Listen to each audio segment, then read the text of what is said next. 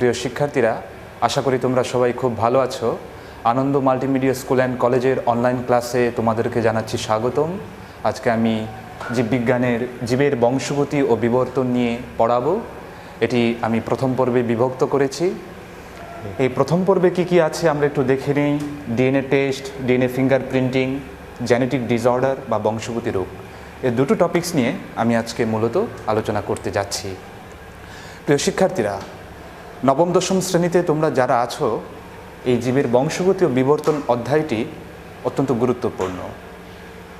জীবের বংশগতির ক্ষেত্রে ডিএনএটা খুবই গুরুত্বপূর্ণ।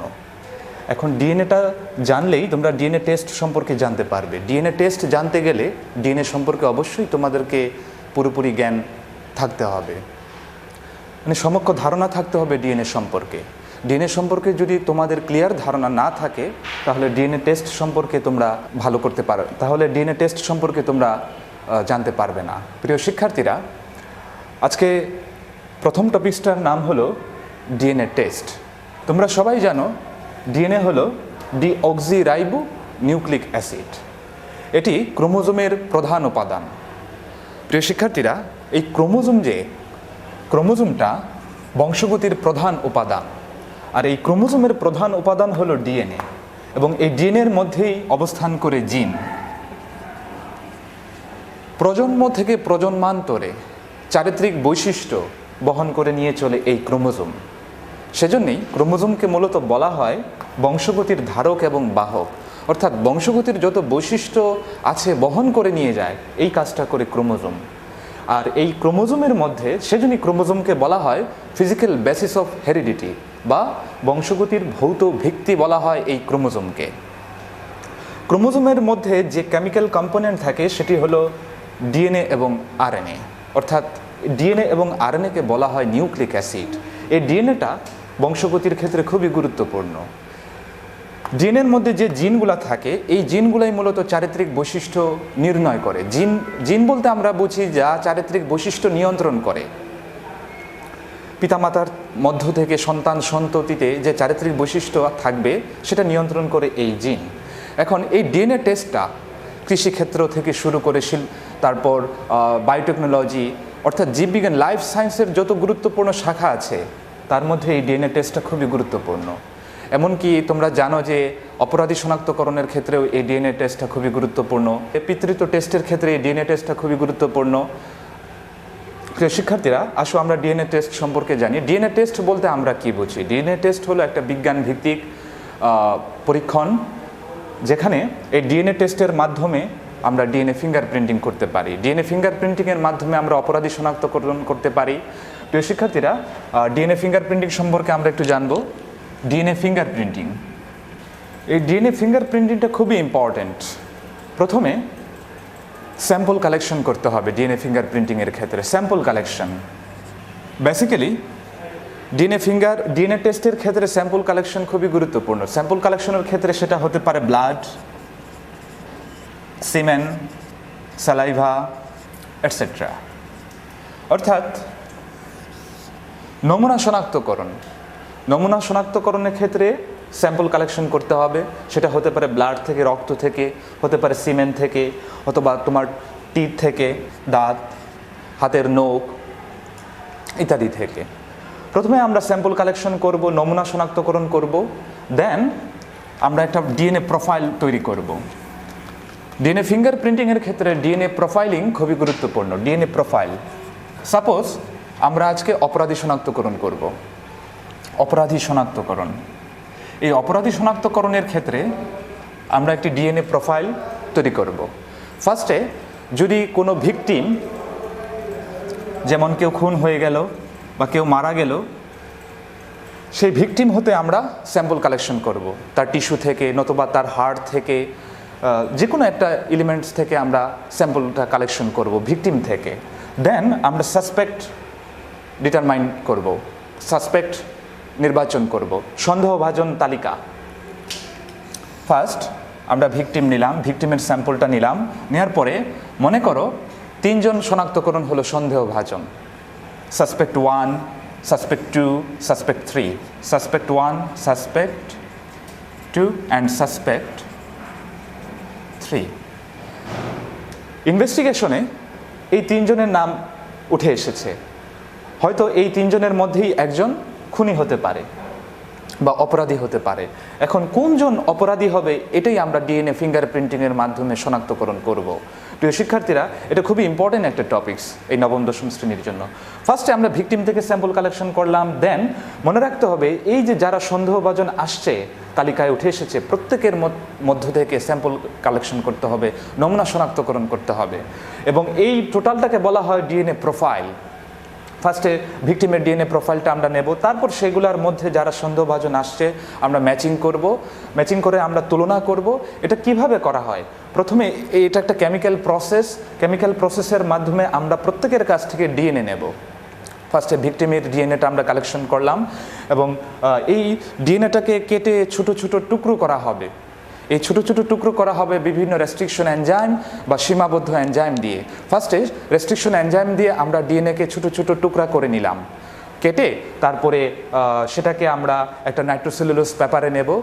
নাইট্রোসেলুলোজ পেপারে নিয়ে আমরা রেডিও অ্যাক্টিভ আইসোটোপ দ্বারা হাইব্রিডাইজ করব, সংকরায়ন করে সেটা এক্সরে ফিল্মের উপর রাখবো। এক্সরে ফিল্মের উপর রাখার পর সেটা অটো রেডিও অ্যাক্টিভ পদ্ধতিতে আমরা তখন এই ডিএনএ ব্যান্ডগুলা শনাক্তকরণ করব। তাহলে ডিএনএ ব্যান্ডগুলা শনাক্তকরণের ক্ষেত্রে ইলেকট্রোফোরেসিস পদ্ধতিতে মূলত করা হয়, যেখানে পলিঅ্যাক্রিলামাইড জেল দিতে হয় নতুবা অ্যাগারোস দিতে হয়। ফার্স্টে পলিঅ্যাক্রিলামাইড জেল দিয়ে আমরা ডিএনএকে তার নির্দিষ্ট দৈর্ঘ্য অনুসারে আমরা সাজাবো। ফার্স্ট ধাপে আমি একটু সাইটে লিখে দিচ্ছি, উপরে লিখছি। ফার্স্টে আমরা অ্যাগারোস জেল ইলেকট্রোফোরেসিস দেব, নতুবা পলিঅ্যাক্রিলামাইড জেল দিয়ে ডিএনএ দৈর্ঘ্য অনুসারে ডিএনএর ব্যান্ডগুলোকে সাজাবো, ডিএনএ ব্যান্ড।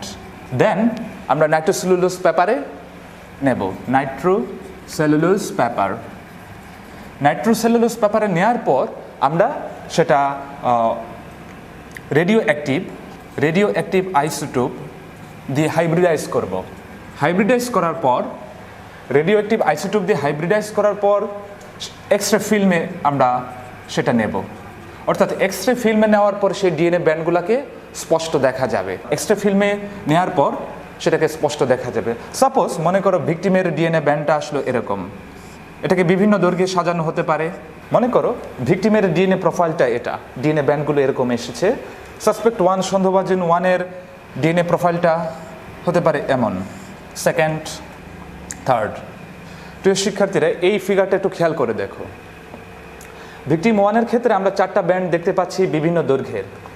সাসপেক্ট 1-এও 4টা আছে, প্রত্যেকেরই 4টা করে আছে, কিন্তু এখানে অ্যানালাইসিস করতে হবে এই ব্যান্ডগুলোর মধ্যে তাদেরকে তুলনা করতে হবে যে কোনটার সাথে ম্যাচিং হয়েছে। তো দেখা যাচ্ছে যে এই ফিগারটা যদি খেয়াল করে দেখি যে এই প্রথম ভিকটিমের সাথে এটার ম্যাচিং হচ্ছে কিনা, আসলে কোনো ম্যাচিং হচ্ছে না। সাসপেক্ট 2-এর ক্ষেত্রে যাচ্ছি, দেখা যাচ্ছে যে এখানে একটা ব্যান্ড কালো আছে, সো এটাও বাদ করে দিতে হবে আমাদেরকে। সাসপেক্ট 3-তে দেখা যাচ্ছে যে এটা প্রায় মিলে যাচ্ছে, অর্থাৎ প্রায় 99% মিলে গিয়েছে এই ভিকটিমের সাথে। তার মানে ধরে নেওয়া যাচ্ছে যে এই সাসপেক্ট 3টা হচ্ছে কালপ্রিট। আমরা আজকে এই ডিএনএ ফিঙ্গারপ্রিন্টিংয়ের মাধ্যমে কালপ্রিট শনাক্তকরণ করতে পারলাম। তো ফার্স্টে আমি আরেকটু রিভিউ দিচ্ছি প্রিয় শিক্ষার্থীরা, যাতে তোমরা সহজে বুঝতে পারো। এই ডিএনএ ফিঙ্গারপ্রিন্টিংটা আসলে ডিএনএ টেস্টেরই একটা অংশ। এই ডিএনএ ফিঙ্গারপ্রিন্টিংয়ের মাধ্যমে আমরা অপরাধী শনাক্তকরণ করতে পারি। শুধু কি অপরাধী শনাক্তকরণ না, একটা সন্তান তার পিতামাতার কিনা সেটাও কিন্তু আমরা টেস্ট করতে পারি এই ডিএনএ টেস্টের মাধ্যমে, যেটাকে বলা হয় পিতৃত্ব শনাক্তকরণ। অর্থাৎ আজকের এই সহজ বিচার ব্যবস্থার মাধ্যমে এই ডিএনএ টেস্টটাকে যুক্ত করা হয়েছে। আমরা যারা বিভিন্ন অপরাধীদের নিয়ে যখন তোমরা দেখতে পাও যে সেখানে অপরাধী শনাক্তকরণের ক্ষেত্রে ফরেনসিক রিপোর্ট নেওয়া হয়, পোস্টমর্টম করা হয় একটা লাশের ক্ষেত্রে। সো এগুলো আসলে কেন করা হচ্ছে, ফরেনসিক রিপোর্ট কেন চাওয়া হচ্ছে? কারণ তখন দেখা যাচ্ছে যে ডিএনএ টেস্টের কথা বলা হয় যে ভিকটিমের ডিএনএ টেস্ট করা হোক নতুবা কালপ্রিটের ডিএনএ টেস্ট করা হোক। তাহলে চিন্তা করতে পারো এই ডিএনএ টেস্টটা কতটা গুরুত্বপূর্ণ বর্তমানে। প্রিয় শিক্ষার্থীরা, এই ডিএনএ ফিঙ্গারপ্রিন্টিংয়ের ক্ষেত্রে কয়েকটা মেথড ফলো করা হয়, সেই মেথডের মধ্যে দুটো মেথড হলো সবচেয়ে গুরুত্বপূর্ণ, সবচেয়ে সূক্ষ্মভাবে করা যায়। একটা হলো পিসিআর পদ্ধতিতে, পিসিআর। শিক্ষার্থীরা আমি আগে একটু এটা বুঝিয়ে দিই, তারপরে লিখে দিচ্ছি। তো ফার্স্টে পদ্ধতিটা হলো যে ডিএনএকে ব্যান্ড করতে হবে। এই ব্যান্ড করার জন্য অ্যাগারোস জেল ইলেকট্রোফোরেসিস পদ্ধতিতে করা যায়। ইলেকট্রোফোরেসিস পদ্ধতি বলা হয় এটাকে, যেখানে অ্যাগারোস জেল আমরা নেব, তারপরে সেটাকে নাইট্রোসেলুলোজ পেপারে নিয়ে রেডিও অ্যাক্টিভ আইসোটোপ দ্বারা হাইব্রিডাইজ করব। হাইব্রিডাইজ করার পর ওই ডিএনএ ব্যান্ডগুলোকে হাইব্রিডাইজ করার পর এক্সরে ফিল্মের উপর পতিত করব। এক্সরে ফিল্মের উপর পতিত করার পর সেটা শনাক্তকরণ সম্ভব, অর্থাৎ ডিএনএ ব্যান্ডগুলা এই এক্সরে ফিল্মের উপর স্পষ্ট হয়ে ধরা দেবে। তখন এই সাসপেক্ট এবং ভিকটিমগুলোর মধ্যে ডিএনএ ব্যান্ডগুলোর মধ্যে অ্যানালাইসিস করে আমরা তুলনা করে আমরা দেখব যে আসলে কে কালপ্রিট। ডিএনএ ফিঙ্গারপ্রিন্টিংয়ের ক্ষেত্রে তাহলে দুটি পদ্ধতি আজকাল অনুসরণ করা হয়, যেটাতে সবচেয়ে বেশি সুনিপুণভাবে সম্ভব নিরূপণ করা সেটা হলো পিসিআর টেস্ট বা পিসিআর পরীক্ষা।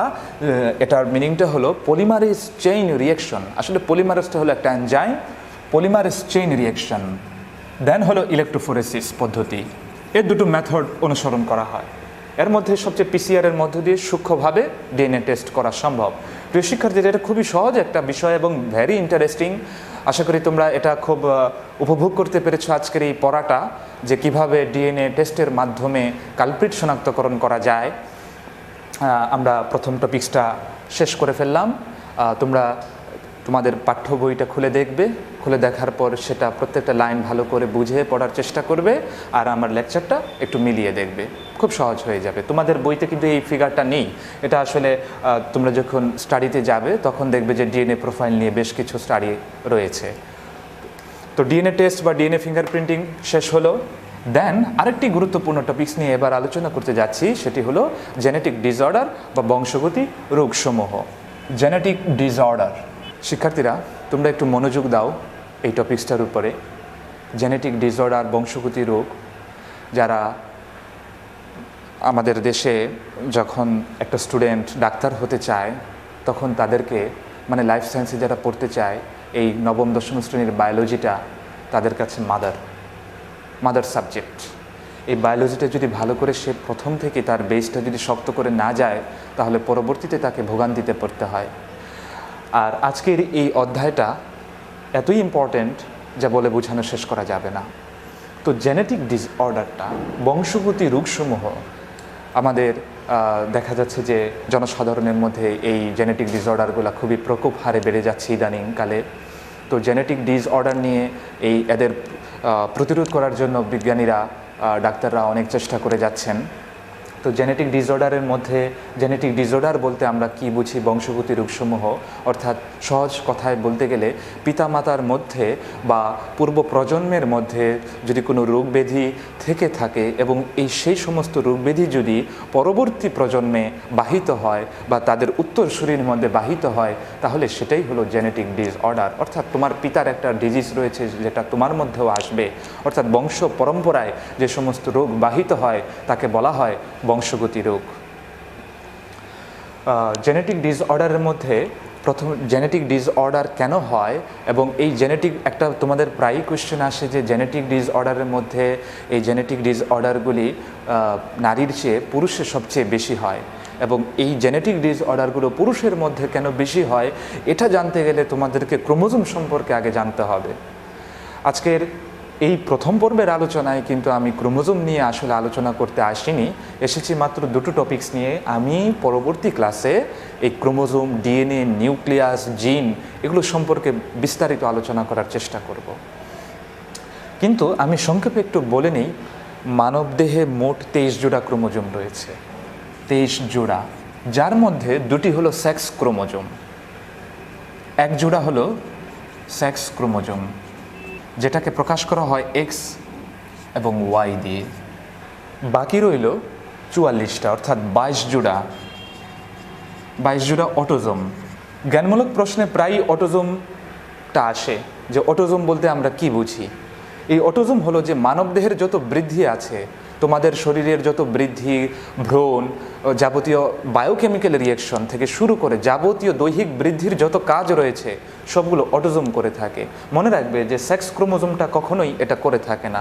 এক্স ওয়াই ক্রোমোজোমটা সবসময় বংশগতির ক্ষেত্রে ভূমিকা পালন করে। তাহলে আমরা কি পেলাম? এক্স এবং ওয়াই অনলি ফর হেরিডিটি, বংশগতির ক্ষেত্রে ভূমিকা পালন করে। বাট অটোজোমটা, এই 22 জোড়া অটোজোমটা দেহের শারীরবৃত্তীয় বিকাশের ক্ষেত্রে ভূমিকা পালন করে। এখন খেয়াল করে দেখো, যেহেতু পুরুষের ক্ষেত্রে থাকে পুরুষ এক্স এবং ওয়াই, নারীর ক্ষেত্রে এক্স এবং এক্স, দুটো করে ক্রোমোজোম এক্স এক্স। এই যে জেনেটিক ডিজিজটা, এই জেনেটিক ডিজিজটা মূলত ক্রোমোজোমের কোনো জিন নষ্ট হয়ে যাওয়ার কারণে ঘটে। এখন বেসিক্যালি যে মিউটেশন ঘটে। What is mutation? মিউটেশনের বাংলাটা হলো অভিব্যক্তি। এই মিউটেশনটা আসলে এক ধরনের পরিবর্তন, এটা খারাপ দিকে পরিবর্তন, নেগেটিভ। এই মিউটেশনটা যখন হয়, অর্থাৎ এই মিউটেশনটা মূলত এক্স ক্রোমোজোমে ঘটে থাকে, সেটা পুরুষেই হোক বা নারীতেই হোক। মনে রাখবে এই যে ওয়াই ক্রোমোজোমটা পুরুষের ক্ষেত্রে আছে, এই ওয়াই ক্রোমোজোমটা বেসিক্যালি দুর্বল, উইক অ্যান্ড স্মল।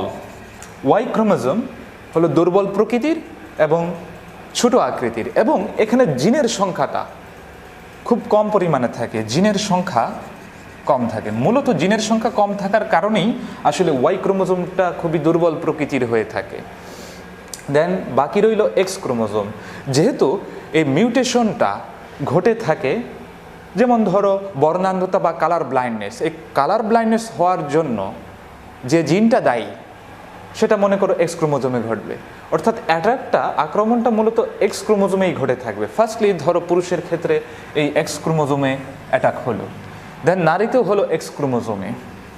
কিন্তু নারীর ক্ষেত্রে দেখা যাচ্ছে যে তাদের দুইটা এক্স ক্রোমোজোম তারা লাভ করে থাকে, কিন্তু পুরুষ কিন্তু দুটো এক্স ক্রোমোজোম লাভ করে না। পুরুষের ক্ষেত্রে একটি হলো এক্স ক্রোমোজোম, বাকিটা হলো ওয়াই ক্রোমোজোম। তাহলে যেহেতু এই এক্স ক্রোমোজোমে জিনের মিউটেশন ঘটার কারণে, অর্থাৎ এই জিনটা নষ্ট হয়ে যাওয়ার কারণে কিন্তু বাকি রইল ওয়াই ক্রোমোজোম। এক্স ক্রোমোজোমের জিনটা নষ্ট হয়ে যাওয়ার জন্য আরেকটি কিন্তু এক্স থাকতেছে না পুরুষের ক্ষেত্রে। অর্থাৎ নারীর ক্ষেত্রে যদি একটা এক্স ক্রোমোজোম নষ্টও হয়ে যায়, বাকি থাকে আরেকটা এক্স ক্রোমোজোম। মনে রাখতে হবে এক্স ক্রোমোজোমটা বড় আকৃতির এবং এটা শক্তিশালী। সো নারীর ক্ষেত্রে একটা এক্স ক্রোমোজোমের জিনের মিউটেশন ঘটে গেলেও আরেকটি এক্স ক্রোমোজোম সুস্থ রয়ে যায়। আসলে এটি বাহক হিসেবে কাজ করে, অর্থাৎ কেরিয়ার। মনে করো যে কোনো অসুস্থ জিনকে এই বাকি এক্সট্রা যেটা থাকে এক্স ক্রোমোজোমে অ্যাটাক হওয়ার পর আরেকটা এক্স ক্রোমোজোম নারীর ক্ষেত্রে থাকে, সেটা শুধু কেরিয়ার হিসেবে কাজ করতে পারে বা বাহক হিসেবে কাজ করতে পারে। অর্থাৎ মনে করো যে অসুস্থ জিনটা সে বহন করতেছে, কিন্তু ওই রূপটা সে প্রকাশ করবে না, সাইলেন্ট অবস্থায় থাকবে, শুধু কেবল সে বহনই করতে পারে। তাহলে এই যে প্রশ্নটা যদি আসে, এটা কিন্তু ক্রিয়েটিভ ঘ নম্বরে আসে, যে কেন পুরুষের ক্ষেত্রে রোগব্যাধি বেশি হয়, জেনেটিক ডিসঅর্ডার। যেমন মাথার চুল, টাক পড়ে যাচ্ছে, এটাও কিন্তু বংশগতি রোগ অনেকটা। তো এই পুরুষের বেলাতেই তোমরা খেয়াল করে দেখবে যে টাক পড়াটা এই পুরুষের ক্ষেত্রেই বেশি ঘটতেছে, নারীর ক্ষেত্রে কম ঘটতেছে।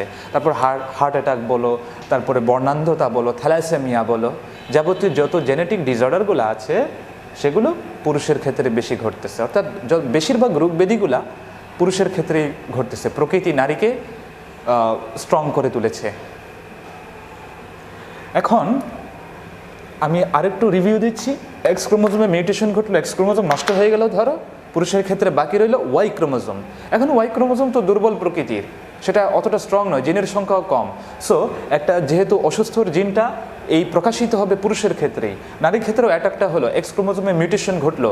এক্স ক্রোমোজোমে মিউটেশন ঘটার পর আরেকটি এক্স ক্রোমোজোমের জিনটা সুস্থ অবস্থায় থাকে, যদিও অসুস্থ জিনটা সে ক্যারিয়ার হিসেবে কাজ করে, বহন করে থাকে জাস্ট অসুস্থ জিনটা। আশা করি এই জেনেটিক ডিসঅর্ডারটা কাদের মধ্যে বেশি, এই ধারণাটা তোমাদের স্পষ্ট হয়ে গেছে। এবার আমি জেনেটিক ডিসঅর্ডারের দুটো জেনেটিক ডিসঅর্ডার তোমাদের পাঠ্য বইয়ে স্পেসিফিক্যালি আছে। তো সেটা একটা হলো যে বর্ণান্ধতা বা কালার ব্লাইন্ডনেস, বর্ণান্ধতা বা কালার ব্লাইন্ডনেস। আমাদের চোখের কোষের মধ্যে পিগমেন্ট থাকে, রড কোষ কোন কোষ থাকে তোমরা জানো। এই পিগমেন্টের যদি অভাব ঘটে তাহলে কোনো ব্যক্তি রং চিনতে পারে না। এই রং চিনতে না পারাটাই আসলে কালার ব্লাইন্ডনেস। বিশেষ করে ধরো যদি রং চিনতে না পারে পিতামাতার ক্ষেত্রে, এবং এই পিতামাতার যদি এই জিনিসটা থাকে, যদি কালার ব্লাইন্ডনেস থাকে, তাহলে তার সন্তান সন্ততির মধ্যে হওয়ার প্রবণতাটা খুবই বেশি। এখন যদি কারো পিগমেন্ট যদি একাধিক পরিমাণে যদি একাধিক পিগমেন্ট যদি নষ্ট থাকে তাহলে সে শুধু লাল সবুজ না, সে অন্যান্য কালারগুলোও দেখতে পারে না, মূলত লাল সবুজের পার্থক্য করতে পারে না। কালার ব্লাইন্ডনেস হলে লাল সবুজের পার্থক্য করা সম্ভব হয়ে ওঠে না, পার্থক্য সম্ভব হয়ে ওঠে না। সাপোজ একটা পিগমেন্ট নষ্ট, আর যদি একাধিক পিগমেন্ট নষ্ট থাকে তাহলে লাল সবুজ ছাড়াও নীল হলুদ এগুলোর পার্থক্য করতে পারে না। প্রিয় শিক্ষার্থীরা, এই বর্ণান্যতা বা কালার ব্লাইন্ডনেস তোমরা বুঝতে পারলে মূল কথা হলো যে রং চিনতে না পারাটাই হলো কালার ব্লাইন্ডনেস। এটা হলো জেনেটিক ডিসঅর্ডারের এই বর্ণান্যতাকে কালার ব্লাইন্ডনেস বংশগতিভাবে এটা পেয়ে থাকে। দেন হলো থ্যালাসেমিয়া, আরেকটি ডিসঅর্ডার হলো থ্যালাসেমিয়া, ভেরি ভেরি ইম্পর্টেন্ট। তোমরা জানো যে রক্তকণিকা 3 ধরনের হয়, একটা হলো লোহিত রক্তকণিকা, শ্বেত রক্তকণিকা এবং অনুচক্রিকা। তো রেড ব্লাড কর্পাসলস বা রেড ব্লাড সেল যেটা লোহিত রক্তকণিকা, এই থ্যালাসেমিয়াটা আসলে কি? লোহিত রক্তকণিকার অস্বাভাবিক অবস্থাজনিত রোগের নামটাই হলো থ্যালাসেমিয়া। লোহিত রক্তকণিকা রেড ব্লাড সেলের মধ্যে যদি কোনো প্রবলেম হয় বা অস্বাভাবিকতা আসে বা নষ্ট হয়ে যায় তাহলে সেটার নামই হলো থ্যালাসেমিয়া। এবং লোহিত রক্তকণিকা নষ্ট হয়ে গেলে রোগী মূলত রক্তশূন্যতায় ভোগে। এটা বাংলাদেশে ইদানিং ব্যাপক হারে এই থ্যালাসেমিয়া রোগীর প্রকোপটা বেড়ে গেছে। তো থ্যালাসেমিয়া আসলে কেন হচ্ছে? মূলত লোহিত রক্তকণিকার অস্বাভাবিক অবস্থাজনিত কারণে থ্যালাসেমিয়াটা হচ্ছে। এখন থ্যালাসেমিয়াটা প্রাপ্তির উপর নির্ভর করে 2 ভাগে ভাগ করা যায়। একটা হলো থ্যালাসেমিয়া মেজর, আরেকটা হলো থ্যালাসেমিয়া মাইনর। থ্যালাসেমিয়া মেজর দেন থ্যালাসেমিয়া মাইনর। খেয়াল করে দেখো, থ্যালাসেমিয়া মেজর কোন ক্ষেত্রে আমরা বলবো? যখন মনে করো বাবা এবং মা দুজনেরই এই প্রবলেমটা আছে থ্যালাসেমিয়া রোগের, অর্থাৎ বাবা এবং মা উভয়ের কাছ থেকে যদি এই থ্যালাসেমিয়া হওয়ার জন্য যে জিনটা এটা যদি পেয়ে থাকে তাহলে সেক্ষেত্রে বলা হবে থ্যালাসেমিয়া মেজর। আর যদি শুধু মা অথবা শুধু বাবার থেকে পেয়ে থাকে তাহলে সেক্ষেত্রে বলা হবে থ্যালাসেমিয়া মাইনর। আর প্রকৃতিগতভাবে প্রকৃতির বৈশিষ্ট্য মানে থ্যালাসেমিয়ার বৈশিষ্ট্যের উপর ভিত্তি করে থ্যালাসেমিয়াকে আরও 2 ভাগে ভাগ করা যায়। একটি হলো থ্যালাসেমিয়া আলফা থ্যালাসেমিয়া, দেন বিটা থ্যালাসেমিয়া। এখন আলফা থ্যালাসেমিয়াটা আসলে কি? এখানে একটা প্রোটিন আছে বা আলফা গ্লোবিউলিনের জিন আছে, আলফা গ্লোবিউলিন। আর বিটা থ্যালাসেমিয়ার ক্ষেত্রে বিটা গ্লোবিউলিন। এই যে আলফা গ্লোবিউলিন প্রোটিন উৎপাদন যদি ব্যাহত হয় তাহলে আলফা থ্যালাসেমিয়া বলা হবে সেটাকে। আর যদি বিটা গ্লোবিউলিন প্রোটিন উৎপাদনটা ব্যাহত হয় বা সঠিকভাবে উৎপাদন করতে পারছে না তাহলে সেক্ষেত্রে সেটাকে বলা হবে বিটা থ্যালাসেমিয়া। এবং বিটা থ্যালাসেমিয়াকে বলা হয় কুলির থ্যালাসেমিয়া। প্রিয় শিক্ষার্থীরা, এই থ্যালাসেমিয়াটা আমি আরেকটু রিভিউ দিচ্ছি। মূলত লোহিত রক্তকণিকার অস্বাভাবিক অবস্থাজনিত হওয়াটাকেই বলা হয় থ্যালাসেমিয়া। থ্যালাসেমিয়াকে প্রাপ্তির উপর 2 ভাগে ভাগ করা যায়, থ্যালাসেমিয়া মেজর, থ্যালাসেমিয়া মাইনর। বাবা মা উভয়ের কাছ থেকে পেলে সেটাকে বলা হচ্ছে থ্যালাসেমিয়া মেজর, আর শুধু মা অথবা শুধু বাবার কাছ থেকে পেলে সেটাকে বলা হচ্ছে থ্যালাসেমিয়া মাইনর।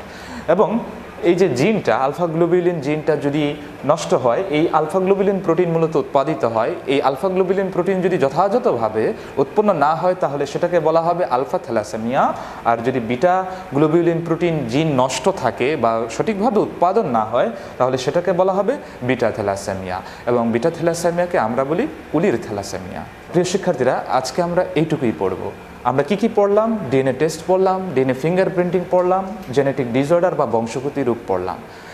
প্রিয় শিক্ষার্থীরা, এই যে 2টো টপিকস নিয়ে আমরা আলোচনা করলাম, এই 2টো টপিকস সম্পর্কে ভালোভাবে জানতে গেলে তোমাদেরকে ডিএনএ সম্পর্কে অবগত হতে হবে, ক্রোমোজোম সম্পর্কে অবগত হতে হবে, নিউক্লিয়াস জানতে হবে। আসলে এই অধ্যায়টাতে কিন্তু এইগুলো নিয়ে মূলত আলোচনা করা হয়নি। কোষ সম্পর্কে আলোচনা করা হয়েছে। সেখানে কোষ পড়তে গেলে তোমাদেরকে ক্রোমোজোম পড়তে হবে, নিউক্লিয়াস পড়তে হবে, সাইটোপ্লাজম সম্পর্কে ধারণা লাভ করতে হবে।